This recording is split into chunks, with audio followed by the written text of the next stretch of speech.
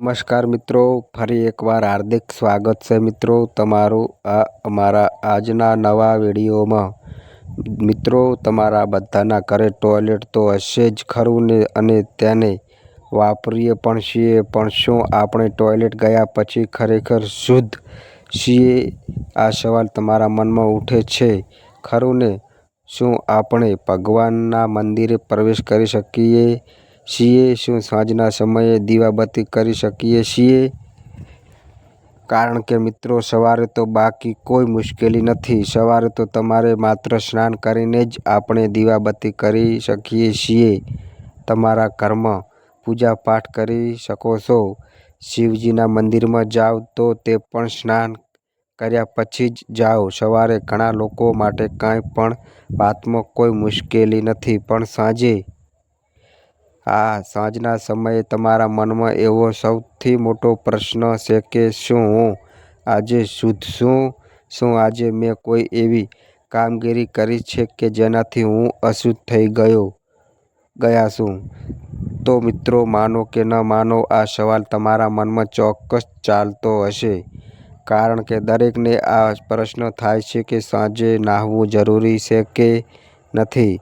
તો જુઓ, જો તમે નહાવી શકતા હોવ તો અતિ ઉત્તમ છે, બહુ જ સારું છે, પણ હાથ મોઢું ધોવું પણ શક્ય હોય તો સારું છે। પરંતુ ઠંડા મોસમમાં શું થાય છે? પાણી બહુ જ ઠંડુ હોય છે અને કેટલાક લોકોને મુશ્કેલી પણ પડે છે, શારીરિક તકલીફ થાય છે, પરંતુ તેમના મનમાં એવો તટસ્થ ભાવ હોય છે કે તેમને દીવોબત્તી કરવા જ છે, તેમના ઘરે પૂજા કરવી છે અને મંદિર જઈને પણ દીવાબત્તી કરવી છે। તો તેમના મનમાં એક વિચાર ઊભા થાય છે કે આપણે શુદ્ધ છીએ કે નહીં? હવે અમે મંદિર જઈ શકીએ છીએ કે નહીં? હવે અમે દીવાબત્તી કરી શકીએ કે નહીં? આ બધા પ્રશ્નોના જવાબ તમને આ વિડીયોમાં મળી જશે, સંપૂર્ણ અને સ્પષ્ટ જવાબ। જો તમે પણ આવું વિચારો છો તો કે આખા દિવસ દરમિયાન જો તમે બાથરૂમનો ઉપયોગ કર્યો છે તો શું ત્યારબાદ તમે તમારા ઘરના પૂજન કરી શકો છો? તમે દીવાબત્તી કરી શકો છો? તેમ છતાં પણ તમે મંદિર જઈને પૂજા કરી શકો છો? તો મિત્રો, આ બધાય પ્રશ્નોના જવાબ આ વિડીયોમાં મળી જશે। તો કૃપા કરીને તમે લક્ષ્મી માતાના સાચા ભક્તો હોવ, તમારા મનમાં શ્રદ્ધા હોય તો કોમેન્ટ બોક્સમાં જય માતા લક્ષ્મી અવશ્ય લખી દેજો। વિડીયોને લાઈક કરી આપણી ચેનલને સબસ્ક્રાઈબ પણ કરી દેજો। તો આપણે પહેલા પ્રશ્ન જોઈએ, આ મોસમમાં શું થાય છે જાણો છો? ગરમીની મોસમ કે સામાન્ય મોસમમાં આપણે હાથ મોઢું ધોઈને સ્નાન લેવામાં કોઈ અડચણ નથી આવતી, કોઈ મુશ્કેલી નથી આવતી, પરંતુ શિયાળાના મોસમમાં, ઠંડા મોસમમાં પાણી બહુ જ ઠંડુ હોય છે અને તેના કારણે વૃદ્ધ લોકોને પણ મુશ્કેલી થાય છે, કારણ કે પૂજાપાઠમાં ઘરના માતાઓ અને બહેનોને ખુશ રહેવા માટે, શુદ્ધ રહેવા માટે એક ખૂબ જ મહત્વપૂર્ણ ભાગ હોય છે। એવી વિના લોકો પોતાનું જીવન કેવી રીતે પસાર કરે?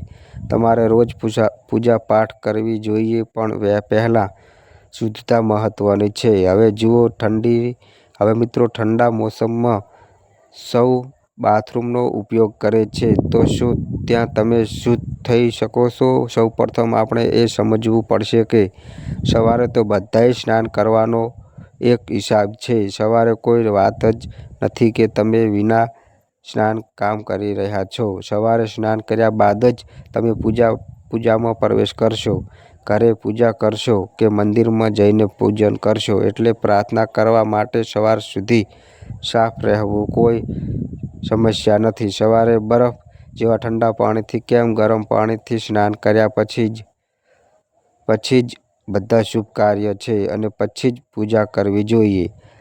આજ રોજની પૂજાનો સમય સાંજ પ્રદોષ કાળમાં આવે છે। સવારે પૂજન કર્યા પછી આપણે બાથરૂમનો વધારે ઉપયોગ કરીએ છીએ, એટલે આખા દિવસમાં બધા લોકો બાથરૂમનો ઉપયોગ જરૂર કરતા હોય છે. કેટલાક લોકોને, ખાસ કરીને પુરુષો અને મહિલાઓએ આ બાબતે પ્રશ્ન થાય છે, કેમ કે ઘણા લોકો બહાર જોબ કરે છે, તો જ્યારે તેઓ બહાર કામ કરે છે તો શું તે જગ્યાએ અશુદ્ધ થઈ જાય છે? શું તેમને પાછા આવીને નહાવું જોઈએ કે નહીં? આ ખાસ જાણી લેજો. જુઓ, સૌપ્રથમ તમે એ સમજો કે જો તમે આખા દિવસે ક્યારેય બાથરૂમનો ઉપયોગ કર્યો છો, જેમ કે જ્યારે તમે ઘરે છો ત્યારે ઘરના નિયમો વિશે વાત કરીએ છીએ. નિયમ શું કહે છે? શુદ્ધતા માટે છે. જો તમે ઘરમાં છો અને તમારા મા-બાપ, વડીલો, સ્ત્રીઓ હોય ત્યારે એ બાથરૂમનો ઉપયોગ કરો. વહેલા સાંજના પૂજન પછી નહીં તો તમે શુદ્ધ છો. હવે તમારો આખો દિવસ છે અને તમે બાથરૂમનો ઉપયોગ કરી શકો છો. સાંજના સમય આવે છે ત્યારે વિચાર થવા લાગે છે કે શું આપણે હજી પણ શુદ્ધ છીએ કે ફરીવાર નહાવું જોઈએ કે નહીં? બાથરૂમનો ઉપયોગ કર્યા પહેલાં આ બાબતોને ધ્યાનમાં રાખો. જુઓ કઈ રીતે નિયમો છે. દિવસમાં જેમ જ ઘણી વેળા તમે બાથરૂમનો ઉપયોગ કરો છો ત્યારે તમે બાથરૂમમાંથી બહાર આવો છો તો તમારું પહેલું કામ છે હાથ ધોવાનું, પછી પગ ધોવાનું અને પછી 3 વાર મોઢામાં પાણી નાખીને કોગળા કરવાનો. મોઢામાં ઓછામાં ઓછી 3 વાર પાણી નાખીને કુલકુલા કરવું જરૂરી છે. બાથરૂમનો ઉપયોગ કર્યા પછી પૂજા કરી શકાય છે કે નહીં? મિત્રો, આ કામ કરવું તો પડે જ છે. જો તમે બાથરૂમમાં જવાના છો તો તમે શું કરો છો? સાફ કરી રહ્યા છો. હવે એવું નથી કે તમે કપડાં પહેરતા હોવ છો તે કપડાં ધોવીને કોઈ સમસ્યા નથી. તમે કરી શકો છો કે થોડુંક ગંગાજળ લો, તમારા ઘરમાં કોઈ સારી જગ્યાએ મૂકો અને જ્યારે બાથરૂમમાં જાઓ ત્યારે પહેલા નિયમ તે જ રહેશે. આ વાત એવી છે કે તમારે હાથ અને મોઢું ધોવા પરથી શરૂઆત કરવી જોઈએ. એટલે કે પહેલા હાથ ધોવાની જરૂર છે, પછી પગ ધોવા જોઈએ. એમ જ હાથ અને પગ ધોવાની જરૂર છે. ત્યાર પછી 3 વખત કોગળા કરવા જોઈએ. આ બધું કર્યા પછી જો મન કરે તો થોડું પાણી વગેરે પોતાના ઉપર છાંટી શકો છો. આ બધું કરીને તમે એ રીતે શુદ્ધ બની જાઓ છો. પરંતુ જો મનમાં હજી શંકા છે, હજુ સુધી આપણે શુદ્ધ થયા નહીં કેમ કે બાથરૂમનો ઉપયોગ કર્યો છે, તો ત્યાં તમે થોડું ગંગાજળ પણ પોતાની ઉપર છાંટી શકો છો. એવું કરવું જરૂરી નથી, પરંતુ ગંગાજળ રાખવું સારું રહેશે. તમે જ્યારે સાંજે દીવો કે પૂજા પાઠ ભજવાનું કામ કરો છો ત્યારે તમે એકવાર ગંગાજળ છાંટી શકો છો. બાકીની વાત, જો તમે બાથરૂમ જઈ રહ્યા છો તો વાસ્તવમાં બાથરૂમમાં જાઓ કે હાથ ધોવાનું હોય, પગ ધોવાનું હોય કે 3 વાર કોગળા કરવાનું હોય તો તેને પણ શુદ્ધ માની શકાય છે. સમજ્ય? અને હા, એક વાત યાદ રાખજો કે જો તમને કોઈ સમસ્યા હોય અને તમે સ્નાન કરી શકતા ન હોવ તો તમે માત્ર આ જ કરી શકો છો કે નિયમ કહે છે કે બાથરૂમ આવીને હાથે પગ જરૂરથી ધોઈ લો. પણ જો ત્યાં કોઈ વડીલ છે કે કોઈને કશું દુઃખ સમસ્યા છે અને એ ઠંડામાં આખો દિવસ ગ્લવ, સ્ટેરેજ, મોજા પહેરીને રહેતા હોય તો તમે બાથરૂમ કરવા જાઓ અને બાથરૂમનો ઉપયોગ કર્યા પછી જો શક્ય હોય તો હાથ ધોવાનું જરૂર કરો. નહીં તો ક્યારેક સંપૂર્ણ નહીં પણ કોગળા તો કરવા જ જોઈએ. પરંતુ સાંજના પૂજનનો સમય આવે ત્યારે પૂજા પહેલાં તમારે ગ્લવ્ઝ ઉતારીને એક બાજુ રાખજો, મોજા પણ ઉતારીને એક બાજુ રાખજો અને પછી સારી રીતે હાથ અને મોઢું ધોવાનું શરૂ કરો.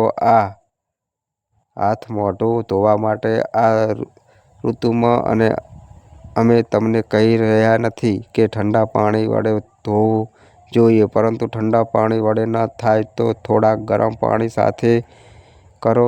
તમે જે પાણી વડે કરી શકો છો તે પાણી વડે કરો, પણ હાથ અને પગ અને મોઢું ધોવું જરૂરી છે. ગરમ પાણી કરીને હાથ અને મોઢું ધોવો. આ વાત તે લોકો માટે છે જેમને કોઈ દિક્કત છે. આ ખાસ કરીને વડીલ લોકો માટે, કારણ કે શિયાળામાં તેમને વધુ સમસ્યા થાય છે. જો તમને કોઈ દિક્કત છે કે આખા દિવસમાં હાથ ધોવા કે ગુલગુલા કરવામાં, તો તમે એટલું જ કરી શકો છો કે આખા દિવસ મોજા પહેર્યા હોય તો સારી રીતે અને જો મોજા ન પહેર્યા હોય તો તરત જ બાથરૂમમાં જાઓ અને હાથ ધોવો. પગ ધોઈને 3 વખત ગુગળા કરશો ત્યારે તમે શુદ્ધ થયા ગણશો. અને જો તમારે વધારે પરેશાની થાય છે તો બાથરૂમનો ઉપયોગ કર્યા પછી 3 વખત ગુગળા કરી લો, કારણ કે મુખ પર તો કોઈ નહીં આવે છે. કોગળા તો કરી શકો છો. તો 3 વખત કોગળા કર્યા પછી તમે બહાર આવો.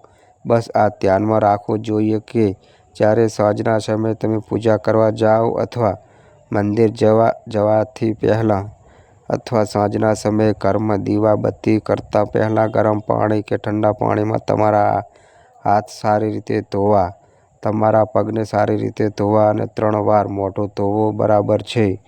આ વાત બહુ જ જરૂરી છે. આનું ખાસ ધ્યાન રાખજો. પછી તમને એ રીતે શુદ્ધ માનવામાં આવી શકે છે. અને સાંજના સમયે જ્યારે તમે પૂજા કરવા જાઓ ત્યારે પહેલાં જો તમે ઈચ્છતા હોવ તો તમારા ઉપર થોડી ગંગાજળ છંટકાવ કરી શકો છો શુદ્ધતા માટે. જો તમારામાં આ સવાલ થતો હોય કે આપણે શુદ્ધ છીએ કે નહીં, તો જો તમે બાથરૂમ વાપરીને પછી હાથ ધોવા, પગ ધોવા અને 3 વાર મોઢું ધોવાના હોય, જો તમે ચેક કરી રહ્યા છો તો તમે શુદ્ધ છો. કાંઈ પણ ખરાબ નથી. અને જેમ કે મુશ્કેલી છે, જેમણે ઠંડી ઋતુમાં આખો દિવસ હાથ-પગમાં મોજા કે ગ્લોવ્ઝ પહેર્યા છે, તેમને માટે એટલું કહેવું છે કે તમે સાંજ થાય તે પહેલાં કે પૂજા કરતા પહેલાં થોડો આનંદ માણો. ગ્લોવ્ઝ ઉતારીને 1 વખત હાથ-પગને સારી રીતે ધોવો અને ત્યારબાદ પછી તમે પૂજામાં બેસી શકો છો.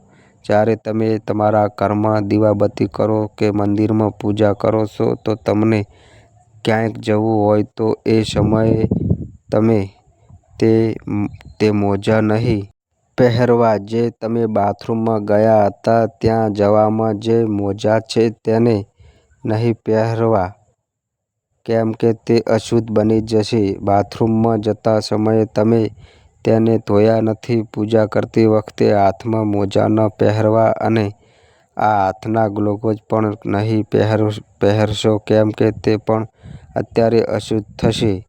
જ્યારે તમે તેને ઉતારશો ત્યારે તે અલગ થશે અને પછી તમારે હાથ અને પગ ધોવા પડશે. પછી તમે સીધા તમારા ઘરના પૂજા અને પાઠ માટેની જગ્યા પર જાઓ. જે પણ પૂજા કરવી હોય એ કરો. પ્રેમની સાથે દીવો બાંધો. જો તમારે મંદિર જવું હોય તો મંદિરમાં જવાથી પ્રવૃત્તિ કરો, પણ તમે અશુદ્ધ મોજા કે ગ્લોવ્ઝ પહેરી શકતા નથી. હા, જો તમારી પાસે ધોયેલા ગ્લોવ્ઝ કે મોજા હોય તો તમે તે પહેરી શકો છો અને ધોવા જરૂરી નથી. જે લોકો ઓફિસ વડે ડ્યુટી પર જાય છે તેમની માટે પણ આ જ છે. તે લોકો તો ઓફિસમાં ગયા છે, ડ્યુટી માટે ગયા છે, તો ત્યાં તો આ બધુંય અને મોઢું ધોતા હોય તો સારું છે. સાંજમાં જ્યારે તમે ઘરે આવો છો અને પૂજા-પાઠ જાઓ છો તો એ જ નિયમ પાલન કરો. સાંજના ઘરે આવીને પહેલાં તમારા મોજા બાકી બધું ઉતારીને ગરમ કે ઠંડુ પાણીથી અને મોઢું સારી રીતે ધોઈ લો. કોગળા કરો. પછી પૂજા-પાઠ કરવા જાઓ. તમે પૂજા મંદિર જઈ શકો છો. દીવો પણ કરી શકો છો. આ વાત મહિલાઓ માટે પણ છે અને પુરુષો માટે પણ છે જે બહાર જઈને કામ કરે છે. હવે બાથરૂમની વાત તો થઈ ગઈ. જો તમે આખા દિવસમાં જ્યાં પણ ઘર પર સ્વચ્છતાનો ઉપયોગ કર્યો છે ત્યારે તેના પછીના નિયમોનું શું કહે છે જોઈ લો. તો બાથરૂમ પછી અમે જે નિયમો જણાવીએ છીએ તે સર્વ આટલા સરળતાથી કરી શકો છો. પરંતુ જો તમે આખા દિવસમાં સ્વચ્છતાનો ઉપયોગ કર્યો છે અને તમે સ્વચ્છતા બની ગયા છો, તો જે પણ વસ્ત્ર પહેર્યા છે એ વસ્ત્ર ફરીથી નહીં પહેરવા જોઈએ. જો પહેલેથી લીધા તો તમે ફરીથી અશુદ્ધ થઈ જશો. આથી આપણે જે વસ્ત્ર પહેર્યા છે તેને ધોઈને પછી આગળ પહેરવા પડશે, અથવા તો દિવસે ધોઈને પછી પહેરવા અને પછી તમને નવા વસ્ત્રો પહેરશો પછી જ તમે લોકો શુદ્ધ થઈ જશો. આ બાબતનું ખાસ ધ્યાન રાખવું જોઈએ. તો શું તમે વિચાર કરી રહ્યા છો? પણ વિચારતા એક વાતનું ધ્યાન રાખજો કે જો તમે વિચારો ધોયેલા કપડાં પહેરીને પૂજા પાઠની જગ્યા પર ન જાઓ. ધ્યાન રાખો કે એવા કપડાં પહેરો જે સરળતાથી ધોઈ શકાય, એટલે બાકીના કપડાં ઉતારીને પછી નાહીને પહેરી શકો. કેમ કે આ કપડાં હજુ પણ અશુદ્ધ છે. જો તમારે ગમે તો નાહીને પછી ધોયેલા કપડાં પહેરી લેવા વધુ સારું માનવામાં આવે છે. પૂજન અને પાઠના સ્થળે એક કપડાં પહેરીને જવું નહીં. તમારે ધોઈને પછી પહેરવા પડશે. તમે ઈચ્છો તો નાહીને કોઈ સારા કપડાં પહેરો અને જો તમે પહેરવાના ના હોય તો તમે જે ખાસ રાખેલા કપડાં છે એ પૂજા પાઠમાં જતા પહેરવા માટે જઈ શકો છો. તો આ છે નિયમ. જેમણે આખા દિવસમાં ક્યારેય વિચાર કરવાનો અવસર મળ્યો હોય છે તેમના માટે સીધું એક જ છે કે તમે સાંજના સમયે ધ્યાન કરવું પડશે.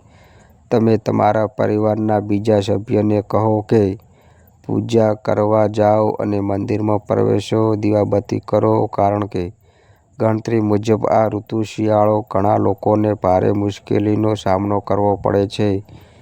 કેમ કે બધા લોકો પોતાના સમય પર સાંજ સ્નાન કરી શકતા નથી. મુશ્કેલીઓ તો છે જ કેમ કે આ ઋતુના ચોમાસે પાણી ઠંડુ હોય છે એટલે ઘણી સમસ્યાઓ ઊભી થાય છે. આ બધી પરિસ્થિતિઓને જોઈને તમારે નિયમોને મહત્વ આપવું જોઈએ. અમે તમને નથી કહેતા કે તમારે જરૂર નહાવું જ પડે. જ્યારે તમે નહાયા નથી તો તમે અશુદ્ધ થઈ જશો. તેથી તમે તમારા ઘરના અન્ય સભ્યોને પૂજન કરવા માટે કહી શકો છો. જો તમે પૂજા પાઠ કરવા જવા માંગતા હોવ તો શુદ્ધ થવું જોઈએ. બાથરૂમ વિશે આપણે જે સમજ્યું છે એ બાથરૂમથી આવીને હાથ પગ ધોઈ અને 3 વખત કોગળા કરવાની વાત ખૂબ જ અગત્યની છે. એટલે પછી તે લોકો શુદ્ધ ગણાય છે. જે લોકો ગ્લોવ્ઝ પહેરી રહ્યા છે, જો આખો દિવસ આ મોજા અને ગ્લોવ્ઝ ઉતારી શકતા નથી તો શુભ સાંજની પૂજા કરતા પહેલા તેમને ઉતારીને અલગ રાખો. પછી તમારે હાથ મોઢું ધોવા જોઈએ અને પછી પૂજાની જગ્યાએ જવું જોઈએ. તમે તમારા ગંદા મોજા પહેરીને પૂજા કરવી જોઈએ નહીં. મંદિર જવા સમયે મોજા ન પહેરવાથી પણ કાંઈ થતું નથી. પછી જો તમે પહેરવા ઈચ્છતા હોવ તો પહેરો. સર્વ તમારી મરજી છે. પૂજન અને પઠાણ માટે સ્વચ્છતા મહત્વપૂર્ણ છે. આથી તમને જણાવી રહ્યા છીએ તમારા શરીરની ક્ષમતા પ્રમાણે જ કરજો. વધુ પાણીનો ઉપયોગ કરો. આ રીતે તમે નિયમો માનો છો. હવે પ્રશ્ન ઉઠે છે કે અમે દિવસભર ઘણી વખત બાથરૂમમાં જઈએ છીએ તો મિત્રો તમે ગમે તેટલી વાર બાથરૂમમાં જાઓ પણ તમારે આપણે જણાવેલ નિયમનું પાલન કરવું જોઈએ, જેનાથી તમને ક્યારેય પણ પરેશાની નહીં આવે. ક્યારેય નહીં. તો મિત્રો આ અમારી માહિતી ગમી હોય તો વિડીયોને લાઈક કરો, શેર કરો અને આ અમારી ચેનલ પર નવા આવ્યા હોય તો ચેનલને સબસ્ક્રાઈબ કરો. અને મિત્રો આ અમારી માહિતી મીડિયા અને ન્યૂઝ આધારિત હોય છે. તો બસ મિત્રો આજે આટલું. ફરી મળીએ એક નવા વિડીયો સાથે. ત્યાં સુધી બધાય મિત્રોને હર હર મહાદેવ.